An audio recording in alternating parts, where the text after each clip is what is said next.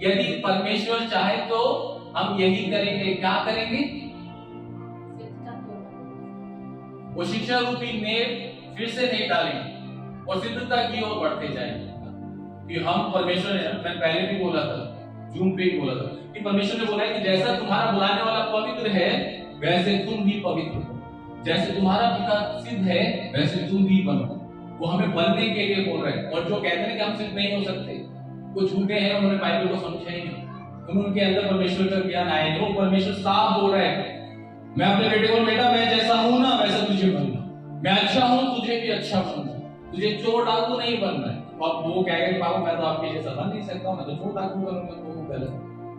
वो कह रहा है कि जैसा तेरा परमेश्वर है बुलाने वाला पवित्र, वैसे तू बन। सिद्ध परमेश्वर है, तू भी सिद्धता की ओर बढ़ता चल। इस पे काम करते रहना है। ये कह के अपने आप पल्ला नहीं झाड़ना कि हम सिद्ध नहीं हो सकते, हम पवित्र नहीं हो सकते हो, पर तुम खुद नहीं होना चाहते वचन के लिए। हम खुद नहीं होना चाहते ना, वो अभिलाषाएं हमें परमेश्वर में सिद्धता की ओर नहीं जाने देती, वो पवित्र नहीं होने देती, क्योंकि हमारी अभिलाषाएं परमेश्वर से ज्यादा बड़ी होती हैं कई बार। इसीलिए वो कहता है कि शिक्षा रूपी नींव फिर से न डालें पर सिद्धता की ओर आगे बढ़ते जाएं। सिद्धता कौन है? यीशु मसीह। कह रहा उसकी ओर बढ़ते चलें। और जब हम उसकी ओर बढ़ते जाएंगे और जब उसके पास पहुंचेंगे तो क्या कहेंगे? फिनिश, सिद्ध हो गए, हमने भाग कर लिया। कह रहे कि जिन्होंने एक बार ज्योति पाई और स्वर्गीय वरदान का स्वाद चख चुके हैं वो पवित्र आत्मा के भागी हो गए। आज हम उसके स्वाद को चख चुके हैं, यस, उसको जान चुके हैं कि वो विश्वासी परमेश्वर को उद्धार करता है और वो ही परमेश्वर है। हम इस बात का स्वाद चख चुके हैं और ज्योति हमने यीशु मसीह के द्वारा पाई, उसके वरदानों का स्वाद। और कहता है कि पवित्र आत्मा के भागी होंगे। हम आज उसके पवित्र आत्मा के द्वारा उसको आज धन्यवाद दे रहे हैं, उसके नाम को ले रहे हैं, उसको प्रभु कह के पुकार रहे हैं कि पवित्र आत्मा के द्वारा है।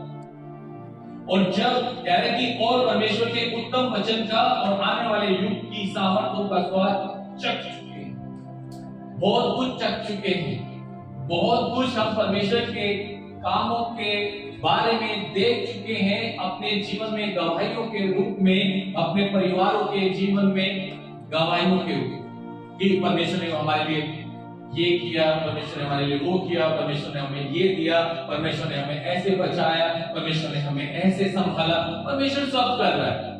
अगर परमेश्वर कहे मेरे पास टाइम नहीं है तेरे लिए, तो सबसे पहले मैं ही नहीं आऊंगा, सबसे पहले मैं ही नहीं आऊंगा कि मैं उसके वचन को सिखाऊंगा और सबसे पीछे खड़ा हो जाऊंगा कि अरे उसके पास समय नहीं।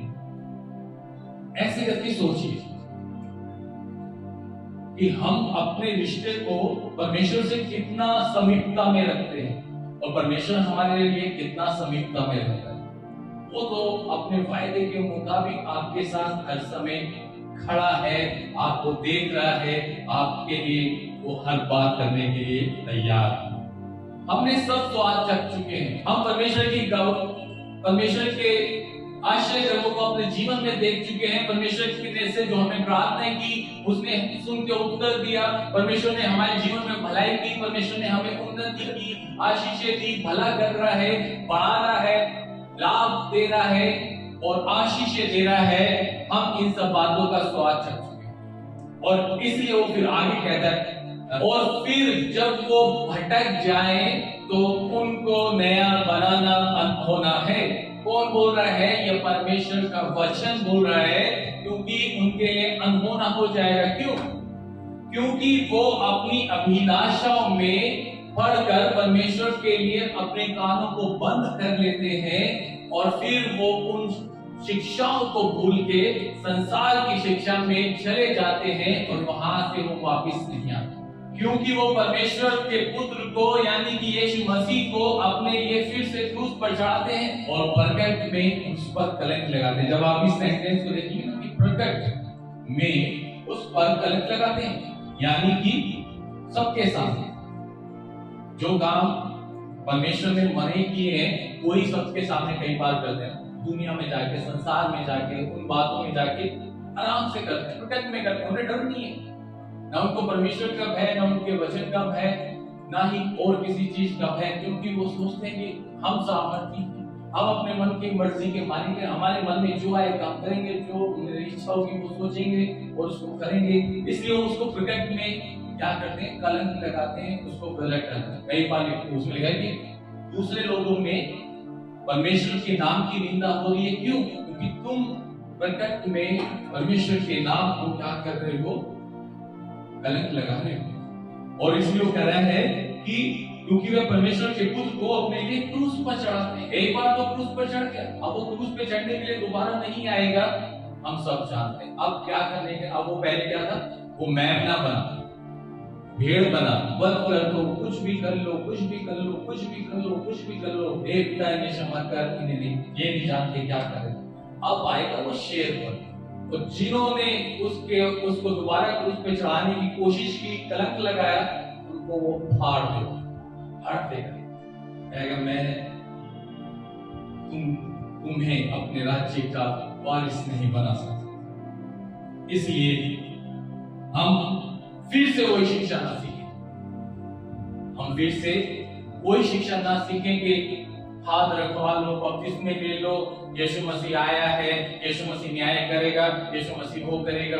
वो है, वो तो आप सीख चुके हो, अभी आपको और आगे बढ़ने की जरूरत है। अभी आप बच्चे बन के ये मत कहते हो कि मैं हेड़ा बन के पेड़ा खाता हूं, हमें तो पता नहीं, सब समझ है, सब बुद्धि है, सब पता है कि क्या सही है क्या गलत है। आप रोटी को रोटी बोलते हैं, चावल को चावल बोलते हैं, सब पता है, ये मेरा है, ये उसका है, वो देख लेगा छुपा लो, वो कर लेगा ले लो, ऐसा कर लो, वैसा, सब पता है, सब पता है। पर इसमें कहते हैं पता नहीं, बुराई कर रहे हैं पता है, पर वो वचन क्या बता रहा है वो नहीं पता, क्योंकि हम भोले बन जाते हैं। भोले नहीं, परमेश्वर सब जानता है।